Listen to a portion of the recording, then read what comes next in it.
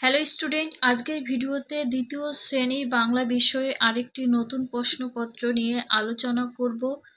এই প্রশ্ন set holistic প্যাটার্নে করা হয়েছে, সম্পূর্ণ নতুন প্রশ্ন। তোমরা ভিডিও প্রথম থেকে শেষ পর্যন্ত দেখতে থাকবে এবং তোমার বন্ধুদের কাছে ভিডিওটি শেয়ার করে দেবে। আজকে যদি চ্যানেলে নতুন হয়ে থাকো, যারা এখনো পর্যন্ত আমার এই চ্যানেলটিকে সাবস্ক্রাইব করনি, তোমাদের যদি ভালো লেগে থাকে তাহলে সাবস্ক্রাইব করার অনুরোধ থাকছে। তোমাদের পূর্ণমান থাকবে 20 এবং সময় থাকছে 40 মিনিটের। বিষয় বাংলা। এখানে নাম লিখবে, রোল নাম্বার, বিদ্যালয়ের নাম। এটা কিন্তু সিসিই পদ্ধতি অনুসরণ করে করা রয়েছে।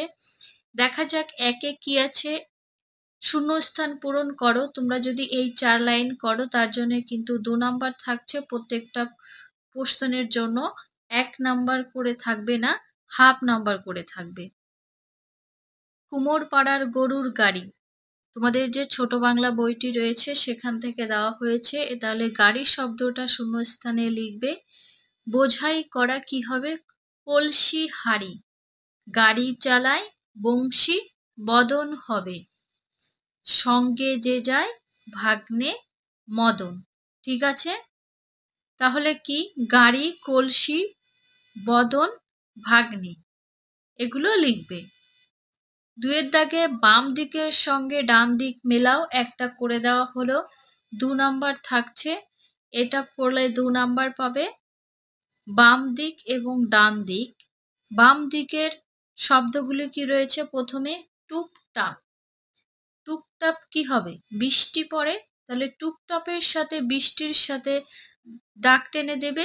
2 রয়েছে ভিঙ্গি, তাহলে ভিঙ্গির সাথে মেথর হবে। 3 নম্বরে আছে পার্বণ। পার্বণ হবে উৎসব। 4 রয়েছে ধানতলা, কার্তিক। তারপরে 5 রয়েছে গন্ডারের খাঁচা, হবে বোল্ডার, ঘেরা, বোল্ডার দিয়ে ঘেরা। নিচে চলে যাব। 3 রয়েছে বিপরীত শব্দ লেখো। এখানেও কিন্তু 2 নাম্বার থাকবে, একটা করলে পেয়ে যাবে 1 নাম্বার। তাহলে দুটো মিলে হয়ে যাচ্ছে 2। কয়ে আছে তেতো। তেতোর বিপরীত শব্দ মিষ্টি হবে। ক্ষয়ের পাকা, পাকার বিপরীত শব্দ কাঁচা। তার পরের পৃষ্ঠা দেখব। 4 দাগ অর্থ লেখো। এখানে 2 নাম্বার থাকবে। কয়ে আছে শীঘ্রই। শীঘ্রইর অর্থ তাড়াতাড়ি বা জলদি, দ্রুত। ক্ষয়ে কন্যা। কন্যার অর্থ হবে মেয়ে। দেখো, মেয়েও বলা হয়, আবার কন্যাও বলা হয়, বালিকাও বলা হয়। 5 বর্ণ সাজিয়ে শব্দ গড়ো। বর্ণগুলো সাজিয়ে একটা শব্দ তৈরি করতে হবে তোমাদের। তার জন্য থাকছে 1 নাম্বার করে, 2টি করলে 2 নাম্বার। কয়ে দেখো দন্ত ন, ক, ময়, প রয়েছে। এটাকে যদি সাজানো হয় একটা কি শব্দ হলো? ক, ময়, প, দন্ত ন, কম্পন পেলাম। ক্ষয়ে ল আছে, ময়, ব আছে আর অ আছে। এটাকে যদি একটা অর্থপূর্ণ শব্দ তৈরি করতে হয় তাহলে কি করতে হবে? সাজাতে হবে। অ, ময়, বটা নিলাম আর ল, কি হলো? অম্বল। তার নিচে 6 দাগে যুক্ত বর্ণ ভেঙে দেখাও। যুক্ত বর্ণগুলো কি করতে হবে? ভাঙতে হবে। তোমাদের বইয়ে আছে। কয়ে আছে ক্ষয়জ ফলা। এই ক্ষয়জ ফলাটাকে ভাঙতে হবে। আমি এখানে ভেঙে দেখিয়েছি উত্তরটা। তো ক্ষয়জ ফলাকে ভাঙলে কি হবে? খ প্রথমে লিখবে, আর যে ফলাটা রয়েছে জ ফলা, এই জ ফলায় কিন্তু অন্তর্জ উচ্চারিত হয়। এই জ ফলা থেকে অন্তর্জ আসে। খ যুক্ত অন্তর্জ। ক্ষয়ে আছে টয় ট, তাহলে ট যুক্ত ট, এটা কিন্তু টয় ট, র ফলা না। গয়ে উময় খ, তাহলে এটাকে উময় খ ভাঙবে। প্রথমে দেখো উম আছে, উম লিখলে, তারপরে খ আছে, খ লিখলে যুক্ত দিয়ে। ঘয়ে তালবশ শয় ব, ফার্স্টের বর্ণটা লিখবে। ফার্স্টে রয়েছে তালবশ লিখলে, যোগ চিহ্ন দিলে, তারপরে নিচে রয়েছে ব, তখন ব দিলে, তাহলে সযুক্ত ব হচ্ছে। সাথে ঝুড়ি থেকে বর্ণ নিয়ে শূন্যস্থান পূরণ করো। এখানেও কিন্তু 2 নাম্বার থাকবে। এক একটা প্রশ্নের জন্য হাফ নাম্বার থাকবে, 1-এর হাফ। শব্দ জুড়ি রয়েছে, দেখা যাক কোন শব্দটা কোথায় হবে।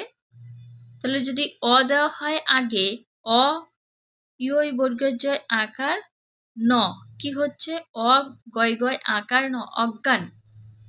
তারপরের শব্দটা দন্তে সয়াকার সা আছে, চয় চয় আকার দিলে কি শব্দ হচ্ছে? সাচ্চা। এক একটা নতুন শব্দ হচ্ছে। ব ইয় বর্গের জয় আকার নয়কার না, বঞ্চনা। তারপরে তকার তো র উময় গ দিলে শব্দ পাচ্ছি তরঙ্গ। 8-এর দাগে বাক্য রচনা করো। এখানে কিন্তু 2 নাম্বার থাকছে। বাক্য রচনাগুলো তোমরা সবসময় চেষ্টা করবে নিজেরা লিখতে, তোমাদের টিউশন মাস্টারের কাছ থেকে বা স্কুল টিচারদের কাছ থেকে লিখে নেবে। কয়ে চিড়িয়াখানা, আমরা এবছরে চিড়িয়াখানায় গিয়েছিলাম। ক্ষয়ে বসন্ত, বসন্তকালে কোকিল ডাকে। তারপরে 8-এর দাগে কি আছে? নিচের প্রশ্নগুলির একটি বাক্যে উত্তর লেখো। এখানে কিন্তু আমার একটু ভুল হয়ে গেছে, দাগ নাম্বার। এক একটা প্রশ্নের জন্য 1 নাম্বার থাকছে, ঠিক আছে? কয়ে কি আছে? চন্দননগর থেকে কে আসবেন? উত্তরটা চন্দননগর থেকে আসবেন আনন্দবাবু, তাই তো? এটা তোমাদের ছোট বাংলার প্রশ্ন, তোমরা ভালো করে পড়বে এগুলো, তাহলে পরীক্ষায় ভুল হবে না। ক্ষয়ে আছে আমাদের জাতীয় সঙ্গীত কার লেখা? আমরা যখন জাতীয় সঙ্গীতটা গাই, এটা কার লেখা সেটা লিখবে। আমাদের জাতীয় সঙ্গীত রবীন্দ্রনাথ ঠাকুরের লেখা। রবীন্দ্রনাথ ঠাকুরকে সবাই চেনো তোমরা। গয়ে মহারাজ হংসরাজ সিংহ কোথাকার রাজা? তাহলে মহারাজ হংসরাজ সিংহ পাংশুপুরের রাজা। এটা কিন্তু তোমাদের ছোট বাংলার থেকেই দেওয়া। এই প্রশ্নগুলো সবগুলোই ছোট বাংলার।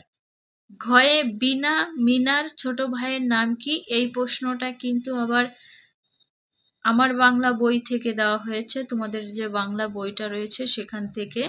বিনা মিনা যে গল্পটা আছে, সেখানে গল্প বিনা মিনার ছোট ভাইয়ের নাম কিন্তু নন্দ। এগুলো তোমরা বাড়িতে পড়বে। এই প্রশ্নগুলো পরীক্ষায় আসার সম্ভাবনা প্রবল আছে, তাই তোমরা ভালো করে পড়বে এবং পরীক্ষাটা যেন তোমাদের ভালো হয়।